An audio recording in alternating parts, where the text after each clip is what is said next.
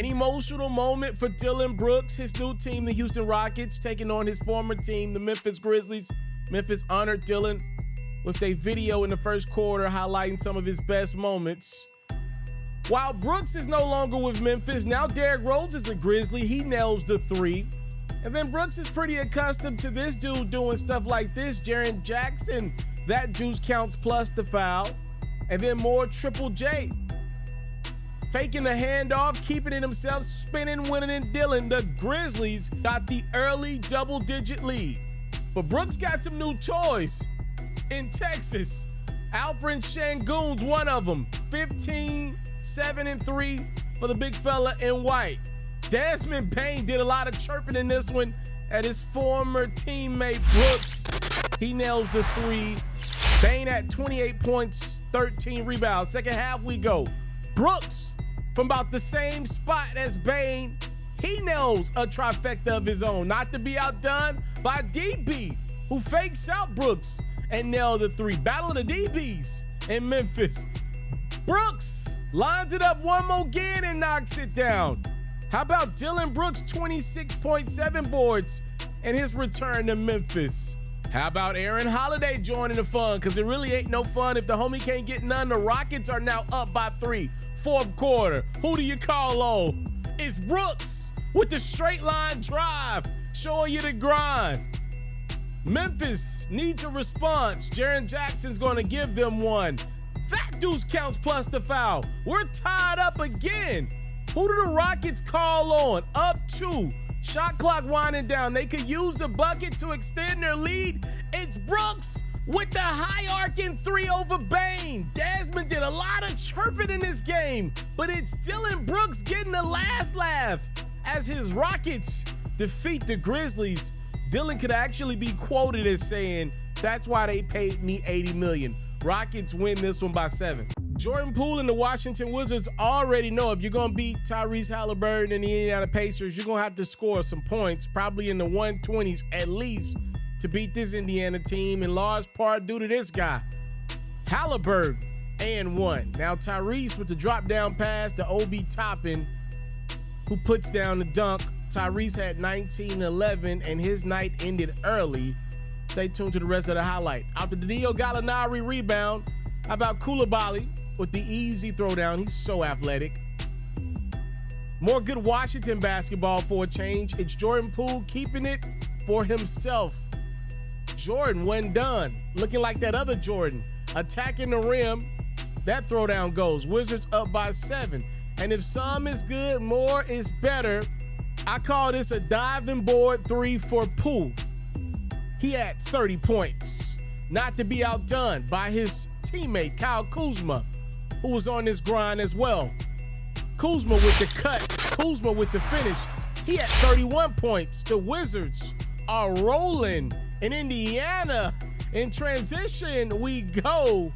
The alley-oop is for show by Daniel Gafford. Washington up by 21, and it only gets worse for the Pacers as late in the third, Halliburton bumps knees, and his night is over, which pretty much means the Pacers' night is over. More Poole. Thought he got fouled, still made the bucket. Now Poole finding Corey Kispert, who does the rest. How about Kispert chipping in 23 points? And then back to Kuz, who led everybody in scoring. It's Kyle finishing off the Pacers with a strong fourth quarter.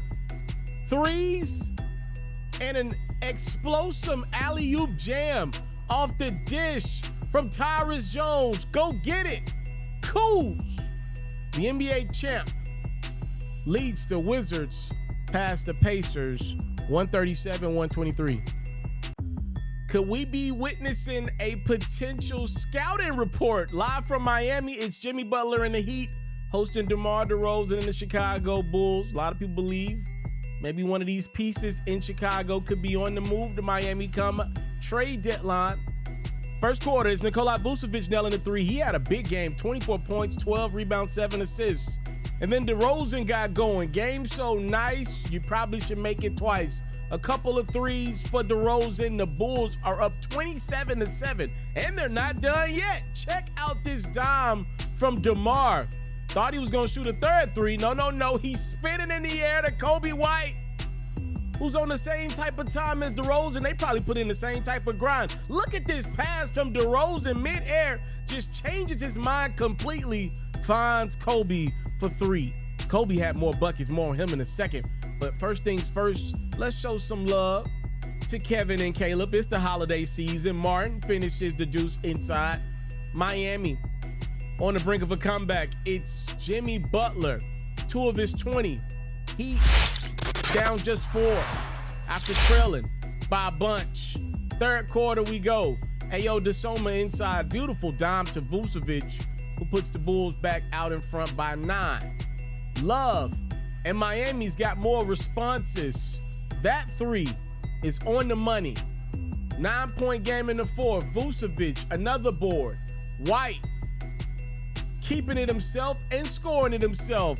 Kobe White had 26 points and 11 assists. Kyle Lowry, the old Wisely vet, wasn't too shabby. 17 for him. His former teammate DeRozan putting this one away though.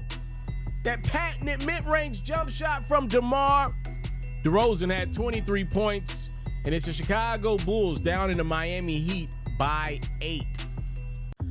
The Detroit Pistons are not a good basketball team. The Philadelphia 76ers are a really good basketball team, not to mention Joel Embiid's one of the best players in the world. You mix these two together, you kind of know what you're going to get. Tyrese Maxey, an easy, quick transition to after the good defense from Embiid and Batum.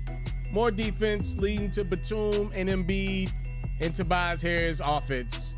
The Sixers are already up 10. Joel Embiid taking this thing coast to coast. How about the 7-2 MVP going Euro? Oh, that's how you feel, huh? Oh, you keeping it real, huh? You gotta love being Markieff Morris. Got traded at the beginning of the season, involved in the James Harden trade. Now he plays for Philadelphia. All he's got to do is defend and make threes. Maxey getting another easy transition to Tyrese had 19 points, 4 assists. The way Nick Nurse got this offense moving right now, everybody just got to do their part.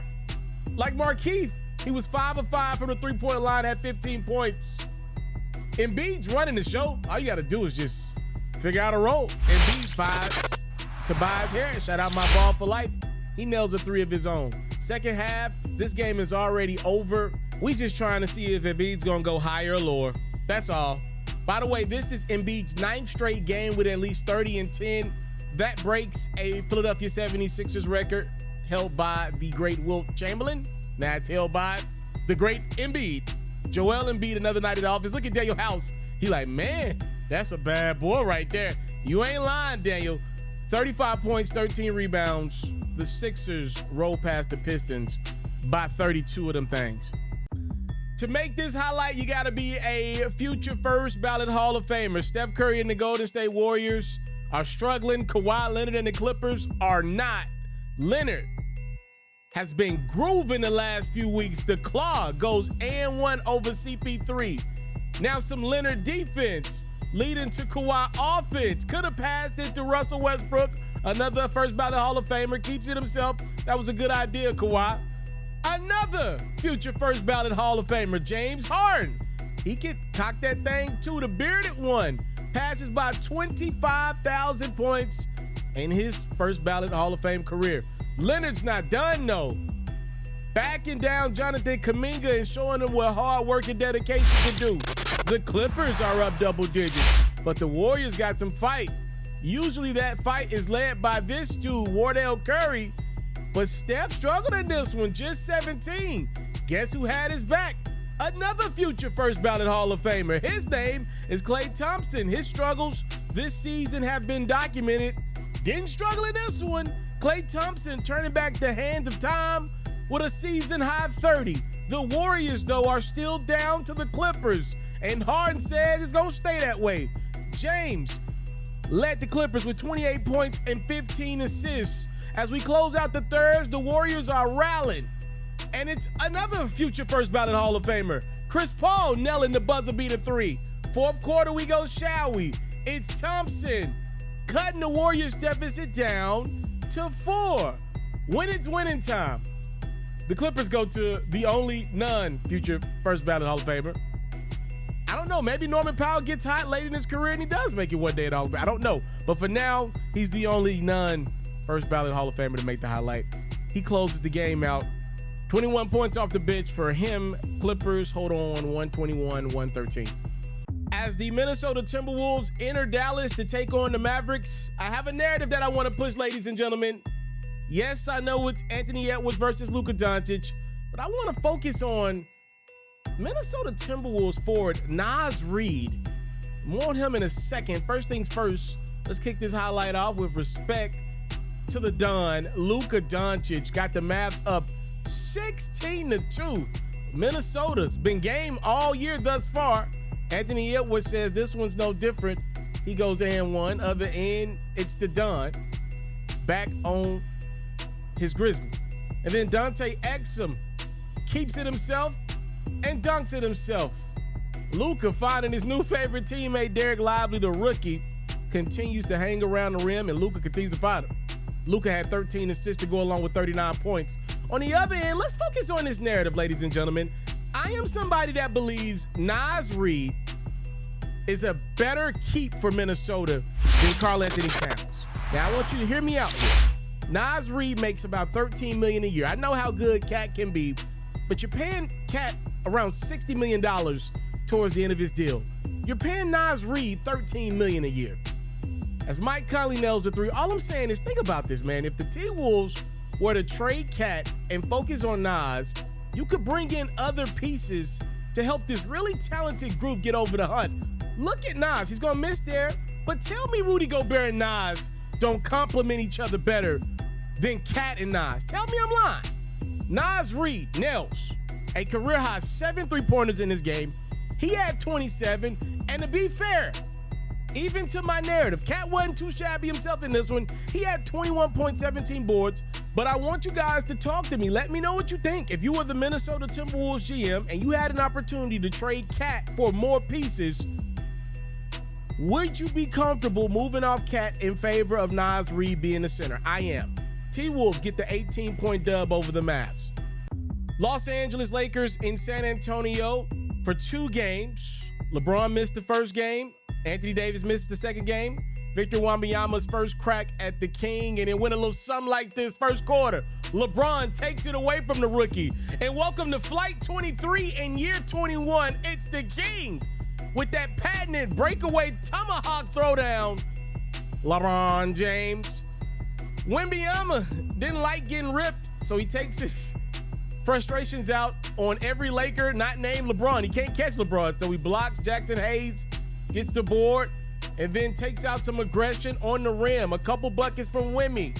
Got the Spurs sitting pretty.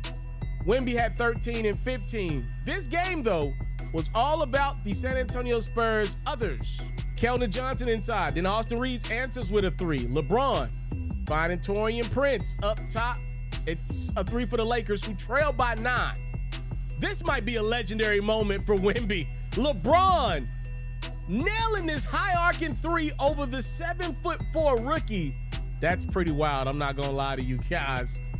LeBron was destroying things for the Lakers, but he didn't get as much help as Wemby did.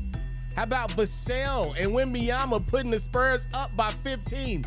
Lakers trying to avoid to be the first team to lose to San Antonio in a long time. Reeves nails the 3. And then LeBron catches Wemby slipping again. And y'all know LeBron does not pass it in a fast break unless he expects to get it back. LeBron has 23 points and 14 assists. But it's the Spurs, Collins, Vassell, and Wemby saying we're done with the losing thing. We're back on the right side of the column.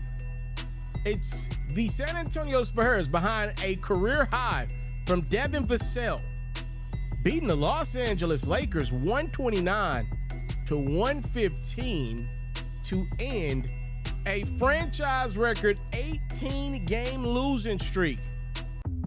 The Phoenix Suns are whole for about 5 minutes. They got the New York Knicks in their building first quarter. Bradley Beal is going to attempt a 3. Actually, he's going to bury it, but it's more important about where he buried his ankle which is unfortunately on the foot of Dante DiVincenzo. Bradley Beal, ladies and gentlemen, is going to be gone for a significant amount of time again. See, I'm not mad at that injury. That one could happen to anybody, right? My problem is coming into the season not healthy. Knicks take advantage of the Suns shorthanded again. How about Julius Randle and Emmanuel quickly both getting to the money? In the second quarter, Kevin Durant says enough is enough. At least I'm healthy. Durant knocks down a couple of threes. Kevin Durant doing what he does. He had 29 points in this one. Devin Booker had himself a game as well. Dished out 9 assists. That one to KD. Booker also chipped in 28 points.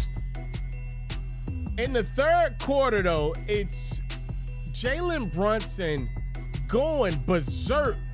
He's one of those dudes, if he realizes the scheme is not right, he will continue to attack like a dog. Jalen Brunson, a 19-point third quarter. At this point, it's the Jalen Brunson show, just destroying the Suns single-handedly. Jalen Brunson goes 9 of 9 from the three-point line. Added 9 assists, a career-high 5 steals as well, to go along with a 50 ball. It's Brunson going ballistic on the Suns. A career-high 50. And Julius Randle says, that game ball's going to my guy. A little troll of Giannis and the Pacers from the previous game. New York wins this one behind their point guard's big night, 139-122. Welcome to another episode of the Hoops Ferro podcast. I am yours truly, the one and only. I go by the name of Ferro. Man, we got to show some love to all the good teams out there that hold us down throughout the season, like the Boston Celtics killing it out east, the Denver Nuggets killing it out west. I believe Denver's going to win a lot of games here as the season progresses. Shout out to some of the young teams out there like the Orlando Magic that are off to a good start. They've been losers before, but they're off to a really good start this year. Show some love to the Minnesota Timberwolves. They've lost a lot of games in the past, but right now they're winning some games out west. Okay. With that being said, though, this season thus far in the NBA, we have had some absolutely awful teams. I'm used to there being one really bad team, and then obviously some teams that ain't doing good, but not 3 unreal awful teams in the NBA at the same time. And I really could probably add about 3 more teams to that list. But for now, I want to focus on 3 teams that you just saw highlights of, all 3. The freaking Washington Wizards, the Detroit Pistons, and the San Antonio Spurs. Just to break this down, ladies and gentlemen, the Wizards are 4-20 this season. The San Antonio Spurs match their energy. They're also 4-20 this year. And the Detroit Pistons, Lord have mercy, they are 2-24. As a matter of fact, the Pistons, let's start with them. They lost in this highlight to the Philadelphia 76ers. As I make this video, I'm actually a day behind. They just lost to the Bucks a few minutes ago. So we can actually say they're on a 23-game losing streak right now. That is ridiculous. We talk about the Washington Wizards. They had just lost 6 games in a row before beating the Pacers, but trust and believe, they're awful. They've lost 14 out of 15. Before that Pacers dub. They've been just as bad as everybody else. The only win that they had before their Pacers win was a win against the Detroit Pistons, who just so happen to be right here in the swing of things of bad. San Antonio Spurs, I don't understand this one at all. They beat the Lakers. That's great. Everybody can wake up for a game against LeBron with no Anthony Davis. Give them credit for ending their, 19-game losing streak with a win over the Lakers. We got some really bad teams, and I got some bad news for these bad teams.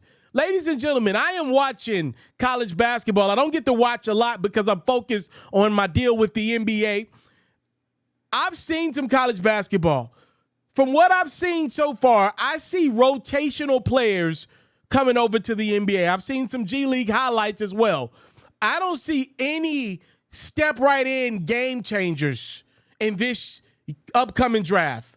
Obviously, last year we got Victor Wembanyama. We know he's a game changer. The year before that, we got at least two, obviously throughout the draft there are more, but you got Paolo Banchero and then Chet Holmgren, who's a game changer. Obviously, this is technically Chet's rookie season because he missed all of last year. Those are game changers. Out the gate, can come onto a court and average about 17, 18 points in their sleep, and all those dudes will one day be 25 to 28 point scorers in the NBA. I'm confident in that as long as their body allows. I don't see any of those dudes in college, G League, overseas. I don't see none of them. So just to put this out there for all the bad teams, y'all probably going to be bad for at least another year.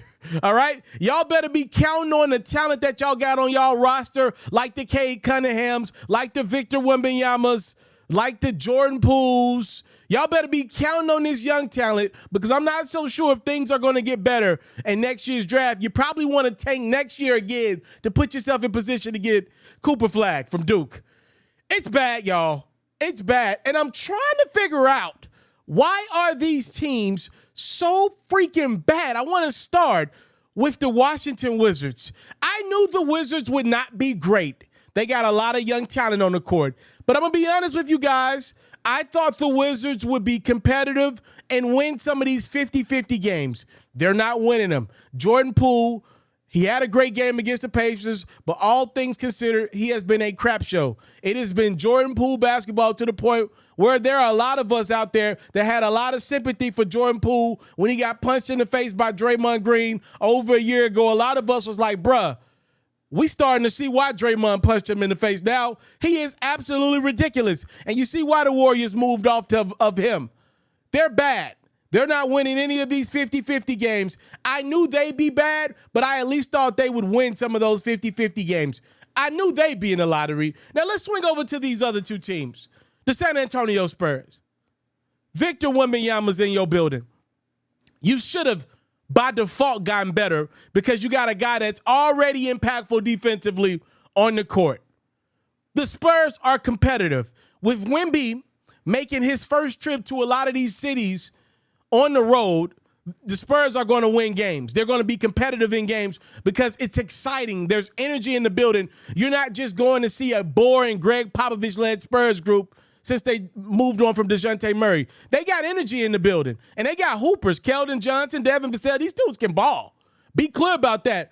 There is no reason with a Hall of Fame head coach in Greg Popovich should the Spurs be this bad. What are y'all tanking for? Y'all already tanked for Wemby. Why the hell y'all still tanking?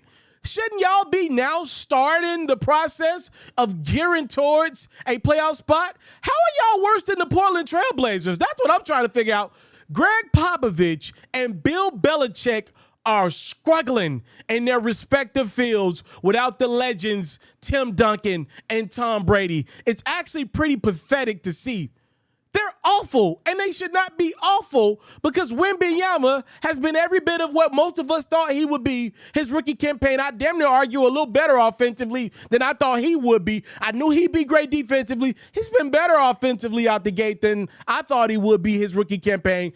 Come on now, San Antonio. Y'all should be better than that. That Spurs fan base is engaged again, but y'all lose too many darn games. And last but not least, which is where I want to spend the rest of my energy for this episode of the Who's Ferro podcast, the Detroit Pistons went out and gave Monty Williams a record-breaking $72 million contract following his tenure in Phoenix. Ladies and gentlemen, I am of the belief that Monty Williams no longer wants to coach basketball. He seems like a very, very, very nice man. He does. A guy that you want to get a drink with at the bar. He'll probably pay for your food, your drinks, all that. He just seems like a great guy. And by the way, he should be paying for meals with that damn $72 million that he's stealing from Detroit right now. Monty Williams maybe got a little too much credit for what went down in Phoenix, and maybe Chris Paul didn't get enough credit. I am looking at Monty Williams with a collection of talent. Now, do I believe the Detroit Pistons are winning this year's championship? Did I believe that before the season? No. But I am a big believer in Cade Cunningham, returning from pretty much missing all of last year. And I like a couple pieces that the Pistons got. Actually, they both went to college in my hometown of Memphis. James Wiseman is something. I don't know exactly what he is, but he is something. You mix that in with Jalen Duran, also from Memphis down low, who could grab any rebound, athletic enough to make a lot of finishes. the Pistons should not be as bad as they are. They should not be. Man, I'm looking at Detroit like, what the hell are they going to tank for? They done ran out of lottery spots in their starting lineup. They already got Cade. They already got Asur. They already got Jay Navi. What the hell has happened to Jay Navi? Not to mention they brought back Bogdanovich. They made a big play to get him. Detroit is bad. And you can't fire Money right now. I guess all things considered, you could with how bad you started out, but you paid him entirely too money to just give up on him right now. I don't know if Money already got his place set where he's going for his timeshare. Matter of fact, he don't even need a timeshare with the money that he's got. I don't know if him and his, and whoever's in his life and his family, I don't know if they already got their plans on vacation spots for the next remainder of his life. But it appears as though Money Williams has already checked out on the Pistons, or maybe never checked into that damn hotel, because the Detroit Pistons are egregious right now at basketball. Look, there are a lot of good teams this year so far out the gate. First month and some change, couple months into the season, but teams ain't that damn good for Detroit, San Antonio, and Washington to be this bad. So what we're going to do is pose a question to the comment section below. Who do you think out of those three teams that we discussed will flip their season around first? All right, now I want to take it a step further. Out of those three teams, who do you believe's in the worst spot and you don't think's going to flip their season around, or not even just this season, going forward? Who's last to figure it out? Who's in the worst position of these three teams? I think for me, it's got to be number one, San Antonio. I think they're in the best position. And then I think in the worst position, I think probably would be the Washington Wizards. Seems like a poorly ran franchise. There are rumblings of them not wanting to be in Washington anymore, despite them having, if I'm not mistaken, their downtown arena is owned by their owner, which means why would you ever want to sell your team or move out of downtown or move out of the place where you own the arena? That doesn't sound right at all. That's dumb. That's backwards hustling. They're in the worst spot because they're bad, and it appears as though it could get worse in Washington before it gets better. Y'all let me know in the comment section what you think. By the way, a couple of these other teams, Portland Trail Blazers, y'all could be very well next. Utah Jazz, y'all on my radar. All right? The Memphis Grizzlies are getting Ja Morant back. They'll be all right. You other teams, though, it could get worse. Time, love, and support is what your boy would never take for granted. We've had some really good basketball this year, but I thought it was time to highlight some of the bad. She's just been some bad teams in the NBA thus far this season. I'm out. I want to salute you, homie, for building your own thing and doing your own thing. Why build theirs when I believe I can build my own? You've already done it, or I wouldn't be here. I'm already the only elite sports and music journalist in the game today. My goal is simple, to be the best there's ever been. So, please don't go. Make sure you subscribe and follow the journey. It truly means everything to me. I tell stories. I talk music. I cover sports. I am culture. I am Ferro.